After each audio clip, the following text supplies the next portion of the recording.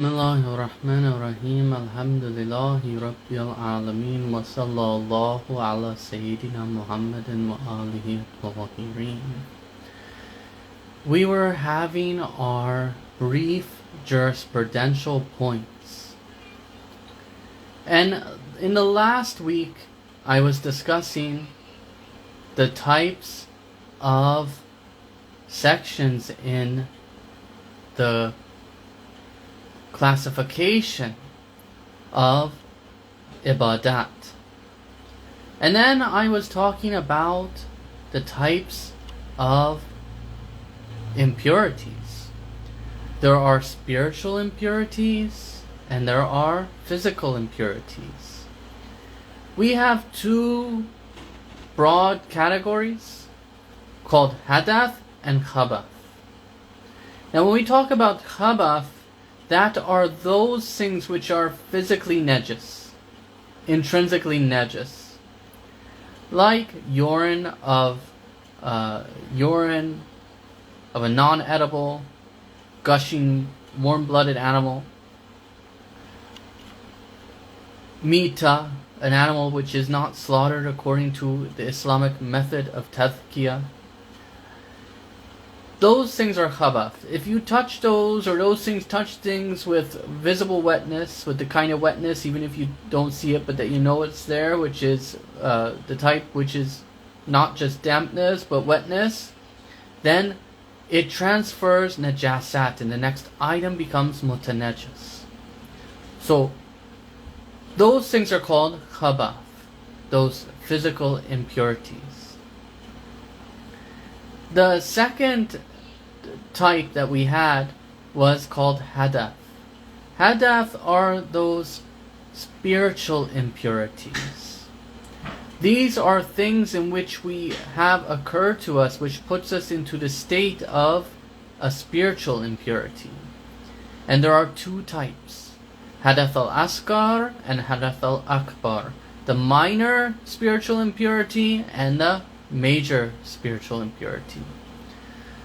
So, as for the minor state of impurity, like using the lavatory or going to sleep and other things, if this happens, then one has to do wudu to remove themselves from that state and put themselves in a state of taharat before they go do their prayer, or before they touch Quranic script, as example. Then you have hadath al-akbar. Those are those major spiritual impurities. And these are when things occur to us that put us into a state in which we need to do a full body ghusl to be able to bring ourselves into the state of taharat, and to be able to pray, to be able to touch Quranic script, as example, to do the things in which are forbidden upon a person in the state of hadath al-akbar. So these are the two types of impurities, or three types. And now we want to talk about briefly the types of water. Now waters can be of two types. When we talk about liquids, first we have to mention that water is the first and most important and a major purifier, mutaharat. It's one of the purifiers that we use to remove hadath and khabath. So we had hadath and khabath. How do we bring ourselves away from it? We said you do wudu or ghusl in normal circumstances to bring yourself out of hadath al-asghar or hadath al-akbar. You need to have water. And for khabath, to make it pure, you need to have water.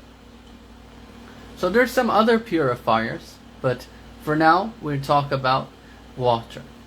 So when we come to waters, we could say that there are different types. Whenever we could think of liquids, waters, we can say that they are either mixed water, mudaf, or mal mutlaq. Mal mutlaq are pure waters, things that are purely water. So mal mutlaq is the kind of water you must have to do wudu. Is the kind of water you need to do ghusl is the kind of water you need to purify something that has become mutanajas. So, pure water, mal mutlaq, is whatever the title, the unwan of water purely falls upon it. So it's pretty much whatever is considered to hold the title of water purely. So, let's example. If you add soap to the water, and it's just a bubble, it will still hold the title of pure water. But if you add so much soap, where it will be considered soap water, this is mixed water. This is not pure water. It lost the title. So, mal mutlaq, pure water, is that water which holds the title of pure water. And it's whatever, and it's because whatever is having something added to it, in a way that it makes it an additional, a mix. Like if we add soap to the water, so much that it becomes soap water, or something that which is already not water but a liquid, like petrol or juice or something like that. These things are mixed waters. So we have mal mutlaq and mal mudaf. Mal mutlaq is the type that you need to be able to do wudu, ghusl, or make something tahir. Then you have mudaf water, like rose water, juice, petrol, any soda, any kind of liquid, or anything where something has been mixed in it in a way where it is not holding that title of water anymore, is called ma'al mudaf. And you cannot use mixed water to do wudu. You cannot use mixed water for ghusl. You cannot use mixed water for purifying the khabath and making something pure after it's become mutanajas. You cannot. You cannot take juice and purify the table that has gotten najas. Or you cannot take petrol and purify yourself from hadath and do wudu. You cannot do that. It has to be mal mutlaq. It cannot be mal mudaf. Mal mudaf cannot be used as a purifier. It has to be pure water. So then when we get to waters, after talking about what water is, then we have different quantities of waters which have different rules.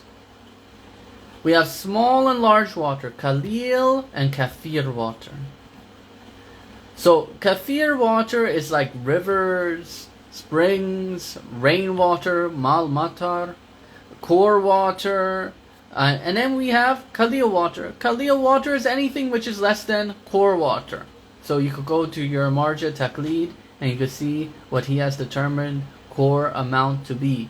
So we have rivers, springs, streams, wells, and core water. Then kalil water is anything less than core water. So small amount of water. Like if you have a jug of water or anything like that underneath core amount, which core amount is a decent amount of water. So there are various different types of water, and they have different rulings according to their types of water. So like if you stick your finger, it's najas. Say you were cutting something and you cut your finger and it has blood on it. If you stick your finger in a cup of water, it will make the whole water najas. The whole water will become najas, and it's mutanajas water. You can't drink it now. So, but if you, because that is kalil water, that is small water. For anything kalil water, if you stick something najas in it, something najas falls in it, it will ruin the whole thing. But if you had the same incident happen to your hand, and you were by a river and you stuck your hand in the river is not affected whatsoever. The river will not become najas, will not be defiled. The river has large amount of water, so it has different rules. The water itself must be pure water to do wudu, so it has to be mal mutlaq. It cannot be mixed water, it cannot be najas water, it has to be mal mutlaq. And for ghusl, it has to be mal mutlaq. And for removal of najasat, it must be mal mutlaq. So it cannot be any of this mal mudaf. So we need to have pure water for removal of hadath al-asghar and hadath al-akbar and khabath. We need to have mal mutlaq for removal of hadath al-asghar, hadath al-akbar and khabath. Now another thing before we end is we have a general rule of taharat. Say we doubt, is this thing najis or not? Anything. We're out, we see a dog walking down the street and there's a puddle on the ground. We have no idea that the dog has stepped in it because the dog is one of the najasat. We don't have any idea that dog has stepped in it. So we don't know. So what do? We take a general rule of fiqh called the principle of taharat. The general rule of taharat.